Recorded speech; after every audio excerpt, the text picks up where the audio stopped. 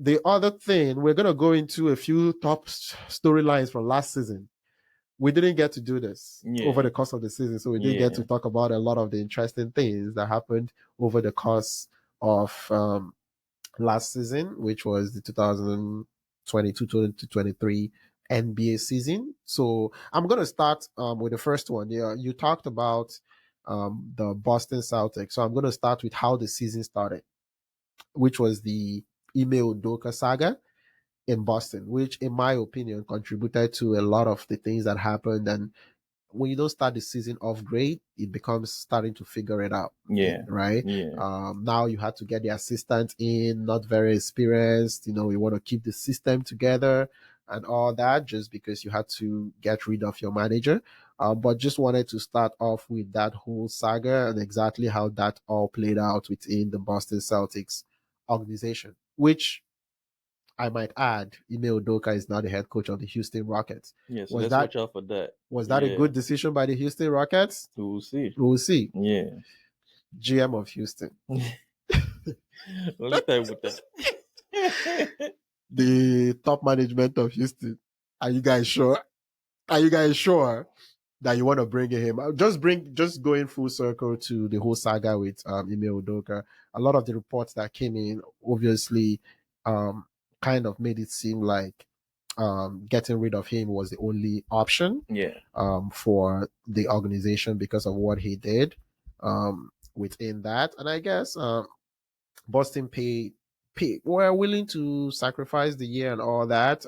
He's an excellent coach, but with the accusations that came up and the reasons why he had to go, I guess some people were not comfortable.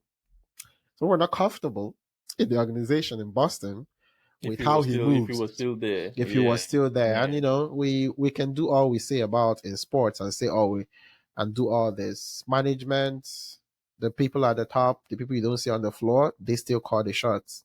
And that was an example to let you know who actually decides what is acceptable and what's not acceptable. And at the end of the day, they own the team, they run the team. They want to keep some people away from their wives. And they made that decision. Wives, the kids. Houston. For people that don't know exactly the story, I'm just gonna recap it a little bit. Basically, the whole story was that he was having an affair with a top executive's wife. Ooh. And to protect who that individual is, they had to let him go and not reveal specifically who the lady was. And would say at the end of the day, it reminded everybody who runs the show is not who you see on screen. And that's one of the things. So that was, I think that affected their season. They had built up a defensive structure under Ime Udoka, right? Getting the very good defensive identity. Yeah, they had there. I think Joe Mazzulla was. He was in for what he didn't expect. He was not ready for. No. And it's not his fault. He didn't ask for. He was there as an assistant, growing and becoming better, and he was thrown into it, given a new contract and all that. So I guess they were thinking, let's keep it in house, let's keep the structure in. But sometimes, only one person can get the job done. Can get through to the players in a certain way, and that can affect the morale of the players too. So I think that had something to do with the late season decisions that I think Joe Mazzulla was not really great in the playoffs at making adjustments, going down 3-0 to a Miami Heat team.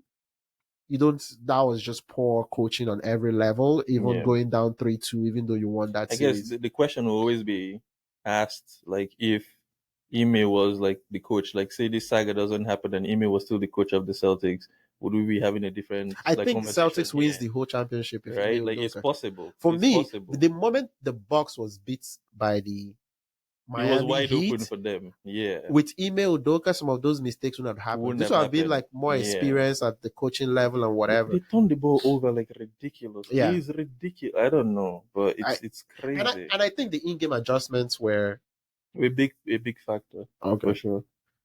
Yeah, I think the in-game adjustments were a big factor as well. And now to another storyline that you want to take up. Let's talk about the Warriors. Yeah. So this is, I guess, part of like the top storylines, right? Cool.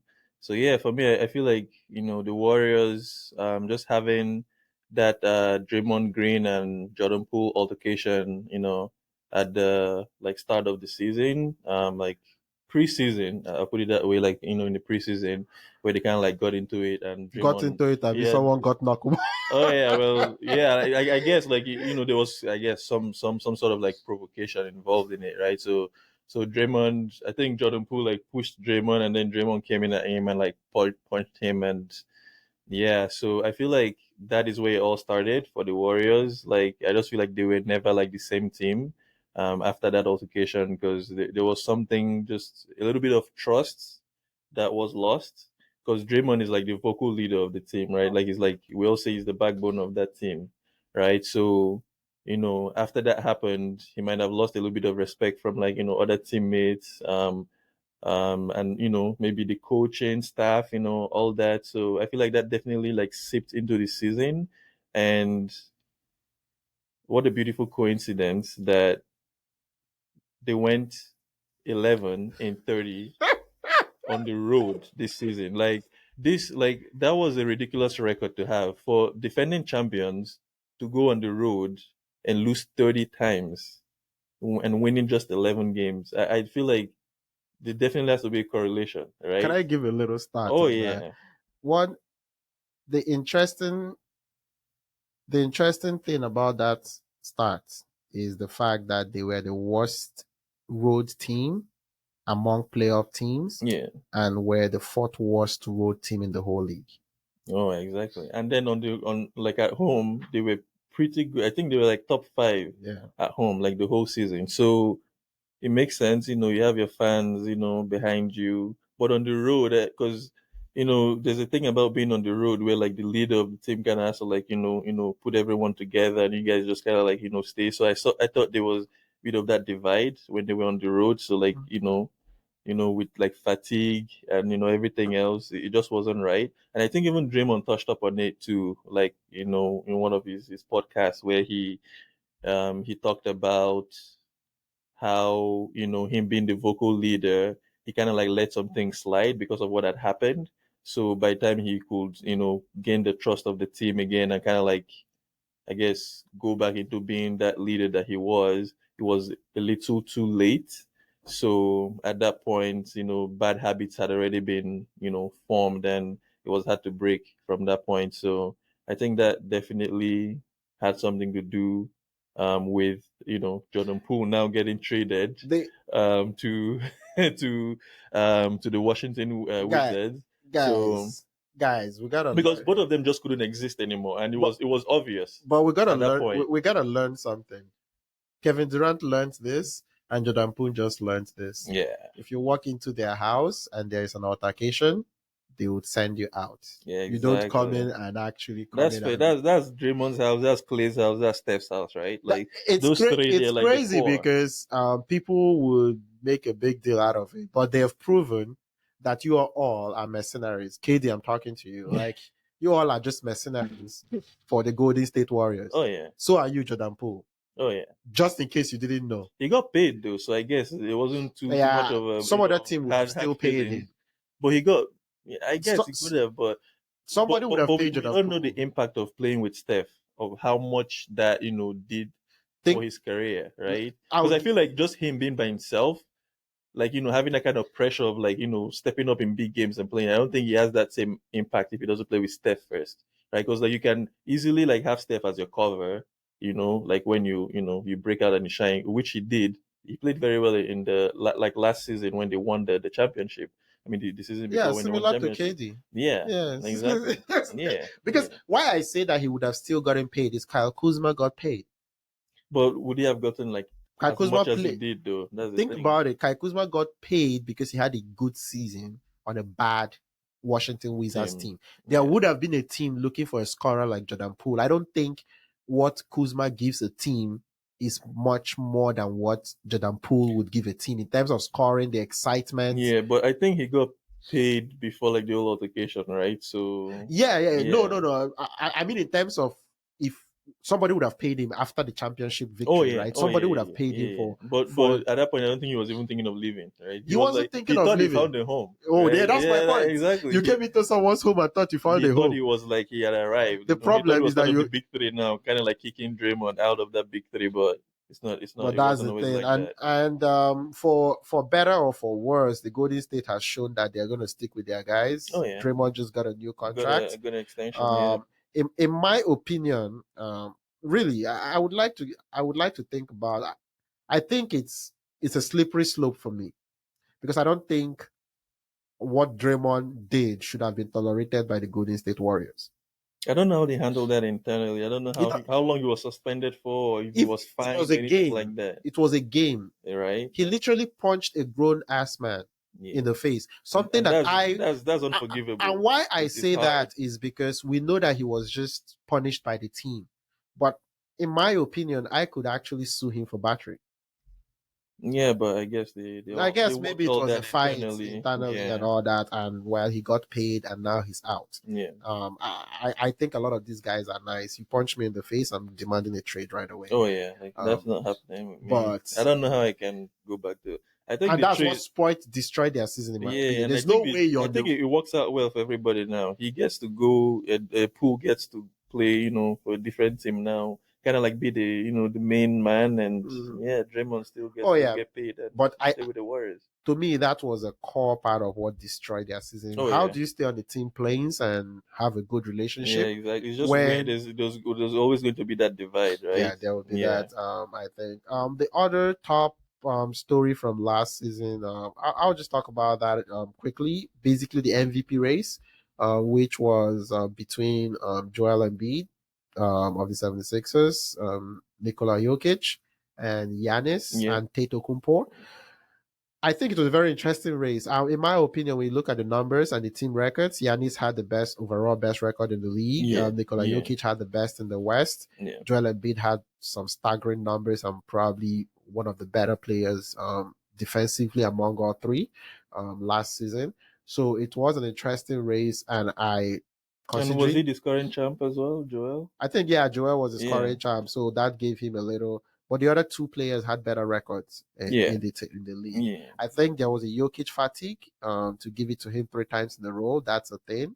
Yanis Yeah, has won. exactly. There's always that bias where you don't want to give a Yeah, player and like three Yanis has times in a won row. twice too Yeah, before. There was a little bit of fatigue. yeah, In my opinion, any three could have been the player, but I think people just settled for the guy that could get his first MVP. That was an interesting race all through the season. I think Jokic came out on top, winning the championship. I think that was his priority, and he got it. yeah. Embiid won the MVP. It's nice to have your first one as an MVP, but that was also an interesting headline last season. I'm gonna get you to talk about your people, the people you love so much in all the saga, and where they all ended up, which was basically the Brooklyn You Nets. mean the Brooklyn Nets? Yeah. So that was the interesting one, right? So 2021 was it? So Yeah, 2020, Kyrie had signed for Brooklyn, right?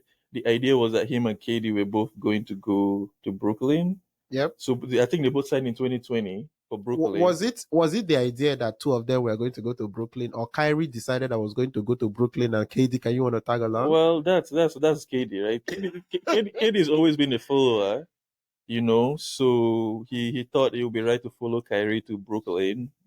So they did that, but KD was injured that year, Yeah. right? So he was still rehabbing his Achilles, so he didn't get to play the whole 2020 season. Come 2021, they had gotten James Harden, right? To add, To add to it. So like, you're seeing that team and you're like, this is the new big three, yeah. they're going to win the championship, with they had Steve Nash as their coach as well. So Oh, that was a mistake. That was a mistake. everything was looking good, I guess, until I think it first time was injuries.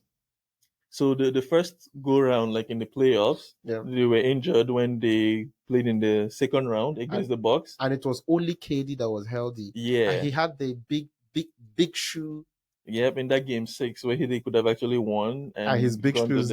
Yep, so Big shoes did not allow them to win. yeah, we know that story how that went. So then the next year, Yeah. James Harden, demanded a trade, Yeah. Yeah, so that was season before last. So he demanded a trade, got out, and then they got Ben Simmons in return. Ah, So Ben Simmons, so James Harden from frying pan to fire. went to 76ers, and Ben Simmons came to Brooklyn, and so that was the idea. So last season, basically, it was supposed to be Kyrie, KD, and Ben Simmons, Yeah. right? And then come to February when there was like the trade deadline, Kyrie wanted to get paid. He wanted like a contract extension, but the team just didn't trust him enough to give him that because he's always had like those, off the court He might issues. just decide that a kid in Somalia is not being. Kyrie is special. He's special He's, that way. I must say I like the guy. Just for business terms, it's kind of rough. Yeah, so he asked for a contract. I guess I don't know how much he wanted, but I don't think the Brooklyn Nets were going to, give him any. So then he demanded a trade. So then, luckily for them, they were the Dallas Mavericks. They were looking for someone like a superstar, someone to play They were alongside basically desperate. Luka. Yeah, exactly. So then, he got out. He got his wish. He went to Dallas, and then there was left Kevin Durant.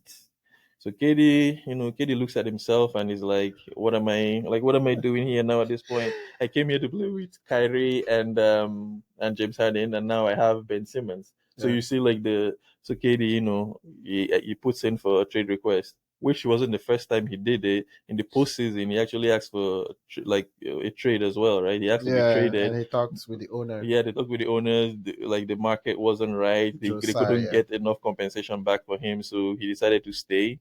So then he asked for a trade again this time, and I guess this time they had to give it to him because Kyrie wasn't there. He wasn't winning the championship with Ben Simmons.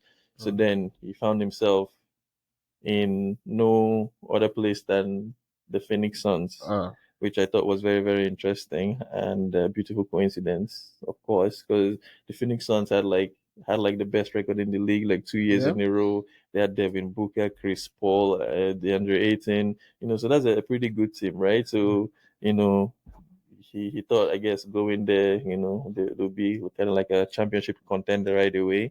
So that is how that all went, which is funny how they went from three superstars to zero basically. They got a So lot of assets though, but good assets, Cam like Johnston, Michael Bridges, but it's for me it's just crazy how like the turnaround time from like 2020 until 2023, like you had like a championship contending team and like it went to zero. For me, I thought that was pretty wild.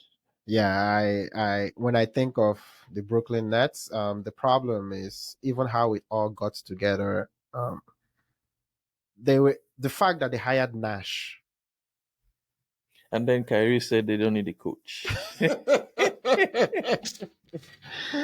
That's where it got interesting. Yeah, Yeah, like in that podcast. Yeah, it was a whole mess right from the beginning. It yeah. was there was nothing I actually thought about being serious. Getting a first year coach that's all about offense, that really doesn't know much about defense, doesn't know It how just to didn't work handle out. superstars. Yeah. Your own stars don't even think you're a coach. They just want you there so that they can coach the team. So that was something. Yeah.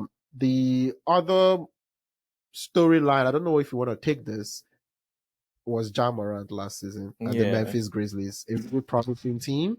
But you had the whole Ja Morant and Yeah, I would say maybe yeah. Dylan Brooks saga over the whole course of the But I season. feel like Ja was like the ripple effect, right? Like Yeah. Ja had more of, the impact on the team Because than of his than suspensions. yeah, exactly. So, he's had this, off the court like, altercations, and then we started seeing like videos on the internet about him in like nightclubs with like, Obsession guns. with guns. Yeah, exactly, and all that. So that just really, really puts like, because let's face it, like the Memphis Grizzlies, they're a damn good like basketball team. Like Even the way they without play, Ja even Morant. without Ja, You want to exactly. check the Like, record. yeah, like without Ja, like they have They're like a better pretty record. good record, right? So just Ja being the leader of the team, I just feel like he could have carried himself like a lot better than he did, and that really just derailed like the team. So he so I yeah, like even this off season, he's gotten into something now that going into next season he's going to miss like the first 25 games, 25 right? games, yeah. So like he did something, he apologized for it. He went to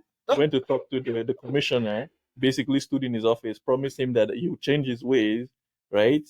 With the whole gun, carrying the gun thing. And I know it's America, everyone like carries a gun. You have like you have the right to do it, but like when you work for like the NBA, it's a private entity, You can right? hire a security Yeah, guy. exactly. You don't It's have to the do all that, and that just derails your team, right? It takes your team a step back, and it, like, it it's crazy because why I was laughing is I remember watching the interview with Jalen Rose. yeah, It's one of the most BS interviews I've seen in a while. It was just like I thought it was remorseful though when I you saw thought that. I so. thought like I It thought, but for me, it's like that saying where it's like don't tell me, show me, right? exactly Yeah, to yeah. me it was like, can we get this over with? What? Let me tell you guys all you want to hear. Oh, I've been going to rehab. To Rehab rehab, and that what? rehab too was a bit Uh, shaky too. Like you went to what, two I've been days? working on myself, sleeping at home. Maybe I've been all the buzzwords, all the You said things all the about. right things.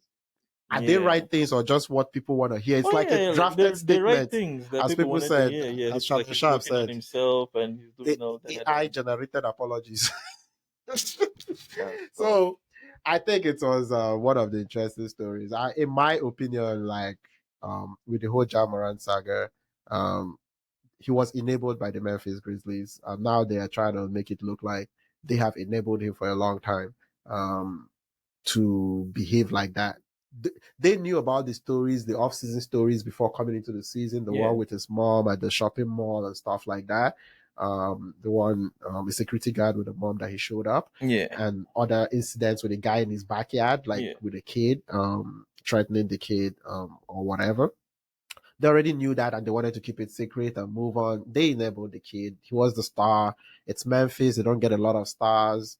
So that's what's gonna be. And I think it's not gonna be a smooth sailing at any point soon. First, he has to serve his 25 game suspensions. yeah, and So that makes him ineligible for like awards, postseason awards, exactly, right? So he can be an MVP. He can be like whatever. So in my opinion, the Memphis Grizzlies next season, you can write that off. They're just going to yeah, compete and be what they are. So after that, where do they go from there?